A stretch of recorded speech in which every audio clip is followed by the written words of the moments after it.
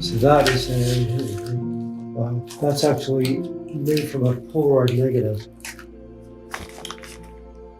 And what the beauty of these was, would have all that organic, that rough stuff.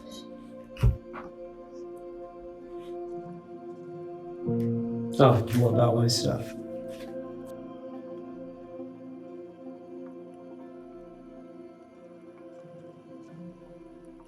Some Polaroids, actually, would have negatives in them. A lot of people just gave them away, not realizing that they were actual negatives. The negatives were really, really delicate, but they made just very cool prints.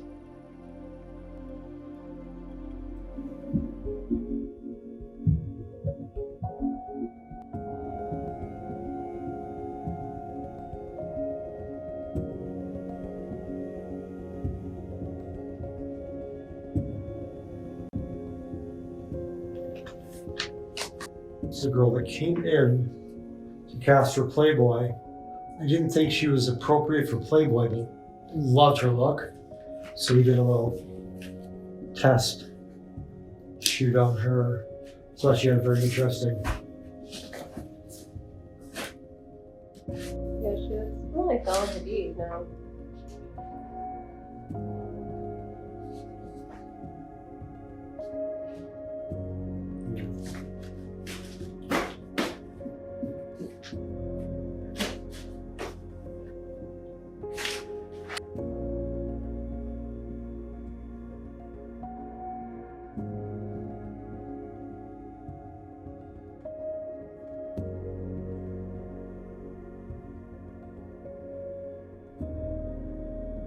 So photographing Niki Taylor, one of the things I noticed about her was she was just so down to earth. She was just really good to work with. The first shot I did of her was more of a portrait. Then we walked outside to a courtyard area. It was all white walls and all this great sunlight bouncing around in it, making this really nice open shade. I set my camera on a tripod, gave her some direction, and just started firing the shutter. I could have closed my eyes and kept clicking the shutter, and I would have gotten amazing work.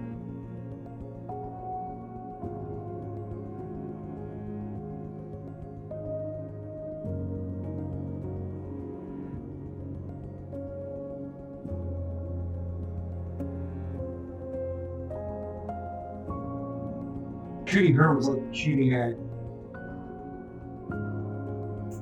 dancer.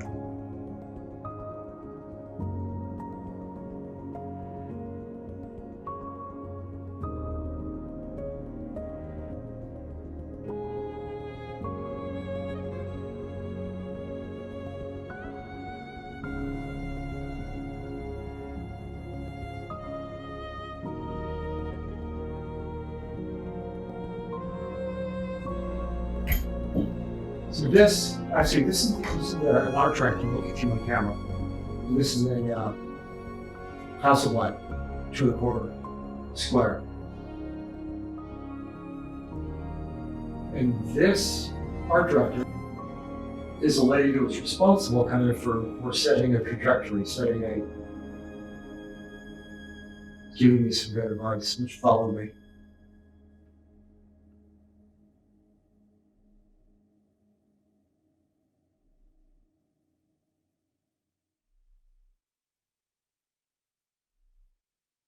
Well, when I was young, for some strange reason, and it wasn't actually taking pictures, I had a strange fascination with just the camera as a machine. I found it really interesting.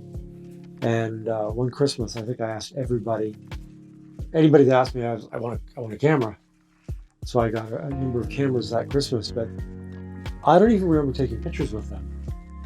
I just remember I found the camera very interesting.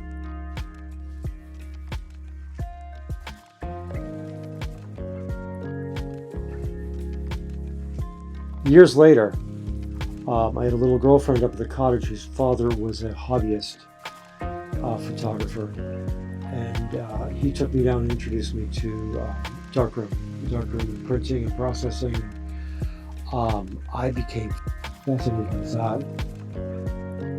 The summer came to an end, and we went back home. And my dad and I built a dark room in the basement where I would go every day and reprint and print and print and print all of my dad's old negatives until finally my dad took me aside and was like, David, you need to start taking your own pictures, learn how to process them so you're working with fresh stuff. You're just not reprinting all of my old stuff.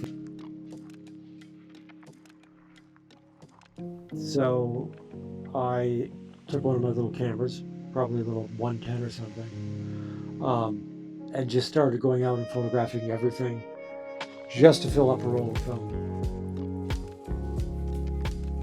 And then I go back and I spend hours in the darkroom. Sisters, friends, portraits of my sisters, street life. I go on hikes, pictures of our pets. Some of these pictures I still have. So I started taking pictures just to process it. And slowly that became my priority, was the actual taking pictures.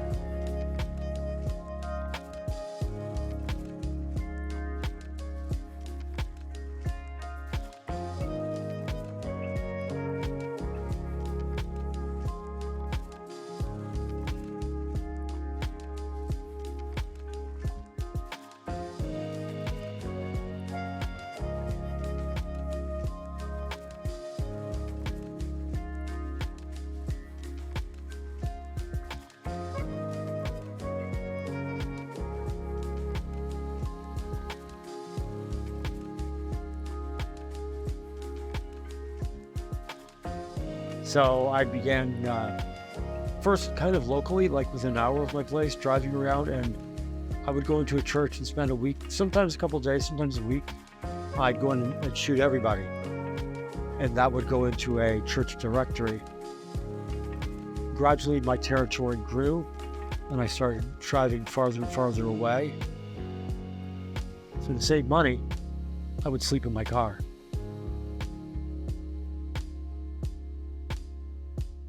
You know, I remember being out in the tip of Nova Scotia, middle of winter time. I'd get set up in the church and then I'd go find a place to stay. And what I'd do was I would go back and forth. I'd park in a hotel parking lot or motel, sleep in the parking lot. And then in the morning, I would check into the hotel or motel, have a shower, clean up, have lunch, and then go in at 3:30, shoot, finish the shoot at 9:30, go back to the motel, spend the night there, have a shower in the morning, check out, go grab lunch, go in and shoot. End of that shoot, I'd go and sleep in my car again. So it's basically cutting it in half every week. So, this is the film I used to shoot with. This was my go-to for this camera. It went out of date apparently in 2007, or went out of they stopped making it. And you were so nice to track it down and find it on eBay. So this was my what I liked about this was the colors, and also it was a color negative film that gives you a little more leeway than if you were shooting with chrome slides, transparencies. When you're shooting with any sort of chrome, you've got to be pretty well right on your exposure. With the color negative, you can be off a fair amount. This is 400 speed. So, in this camera, back in the day, I kicked and screamed and did not want to go digital. And finally, I made the jump to digital. And then for years now, I've not wanted to go back. But now, I'm thinking I want to rediscover magic film. So, load this up. As I was saying earlier, this used to be, I used to be able to do this with my eyes closed. Let's get rid of this. It's so easier. It's old.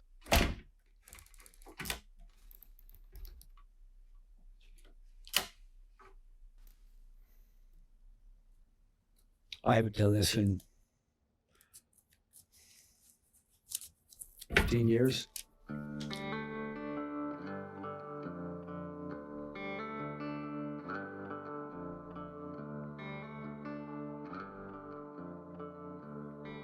think that struggle, or, living in a car, or in America, and traveling around America, and doing the same thing, or staying in really nasty, like the cheaper the better. So staying in some really nasty places. But I found those places inspired me more. You don't know what's going to happen next, but it inspired me more than a nice hotel. I have a friend, actually my old boss at Playboy. We talk a lot about the art process and just that world. And I was telling him about that. I'm like, I don't know why. He thinks that you're inspired in those places because you don't know what's going to happen. You're in very unfamiliar territory. It's out of your element. And I think the unknown and the unexpected and out of your element, I think, is a great inspiration for good artwork. There's that expression, suffer for your art.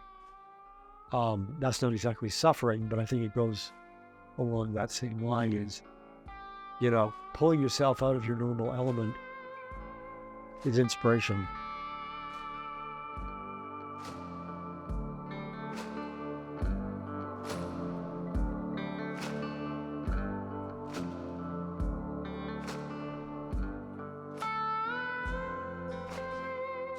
I think of myself as a pretty sunshiny, positive person, but I like the darkness. It's the people that have, gone through shit. Even David Bowie, his family's there's a lot of mental illness. He was afraid he was going to suffer from the same thing that his stepbrother ended up in an institution and he killed himself. Bowie was always concerned that was going to happen to him. I think all great art has some of that. I wonder if other people, they'll notice a sunset the way when the light goes down. And I wonder if they, in their heads, if they know why it's beautiful. Those people, they understand, man, that's really pretty, but it's just a fleeting thought. Oh, that's pretty. And then they're on. Where people like you and I might look at it and be like, that's pretty. Why is that pretty? What's making it a really beautiful shot?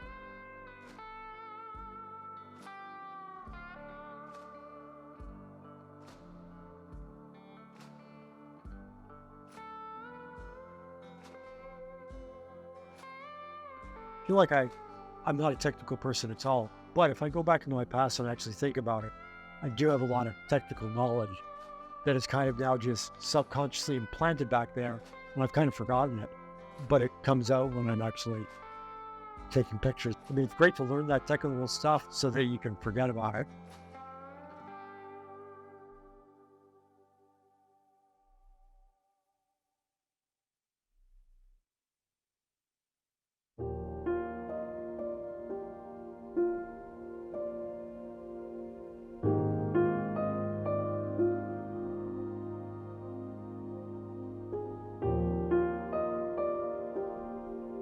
And if you can do it so you forget you're even holding a camera, or it's just you and it's just flowing through you.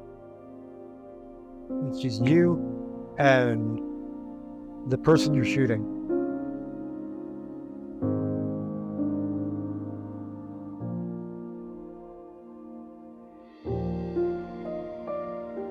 Even with what I'm dealing with right now with my sickness, when I feel the most normal is when I pick up that camera and start shooting, is when I'm like, everything's fine.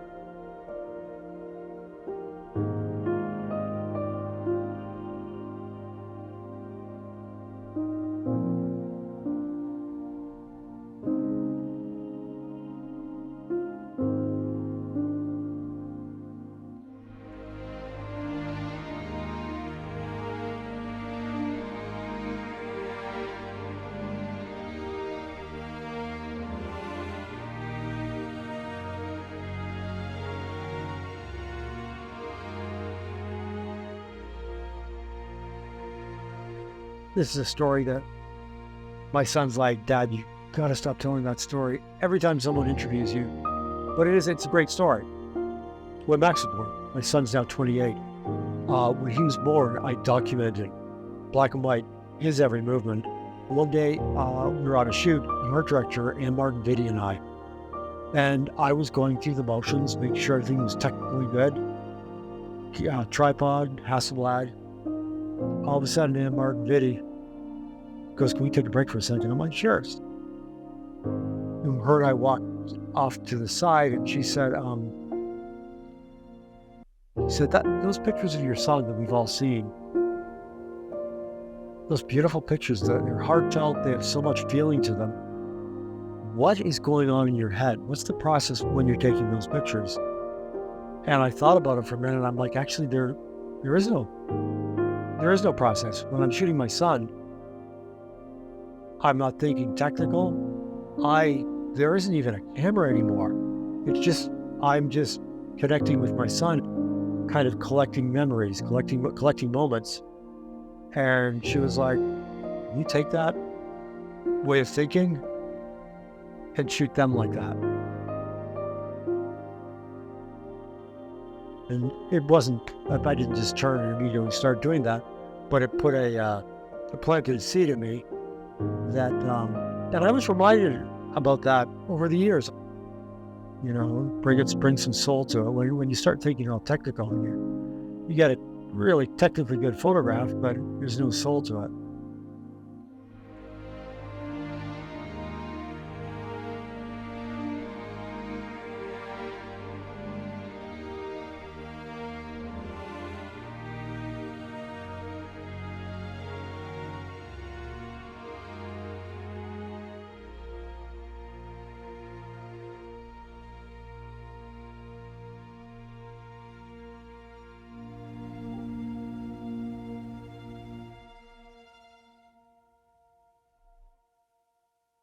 I grew up and came into the business. Most of my career was film, was color negatives, black and white negatives, transparencies.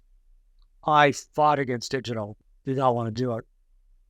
And it's hard to put my finger on what makes them special, but there's just so much, there's a soul that's in them. There's something in them that it's harder to capture with digital. I used to think that was just in your head, but I think there is a difference.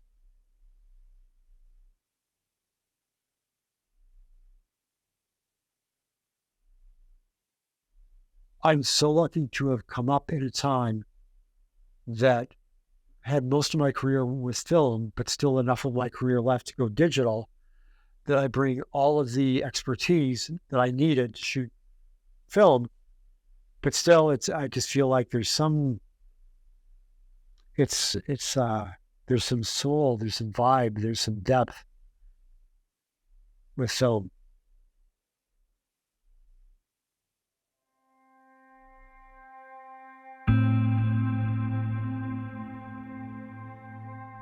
My greatest fear is losing my memory, because in a lot of ways, that's really all we have. When I'm gone, all of those memories are truly gone, unless they've been shared. But can you share a feeling, a smell, a taste? Can you share all the little nooks and crannies of your memories? They live inside you, something that you may not think of at the moment, but tomorrow or next week or 3 Thursdays from now, a forgotten memory may be triggered and show up on your doorstep of your mind. A smile your mom gave you, or your dad's arm around you during a walk on a rainy night when the world seems really hard. Our moods and emotions are inspired and controlled by light. The warm colors of a sunset, the white light quality of the rising sun. The overcast day makes us feel one way. The sunny day makes us feel another.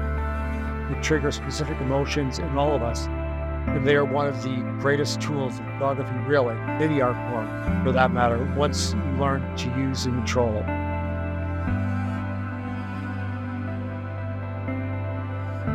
Shapes, lights, memories, a smell, a taste, a texture, a shadow, flare, mist, fog, night, day. The heart beats faster.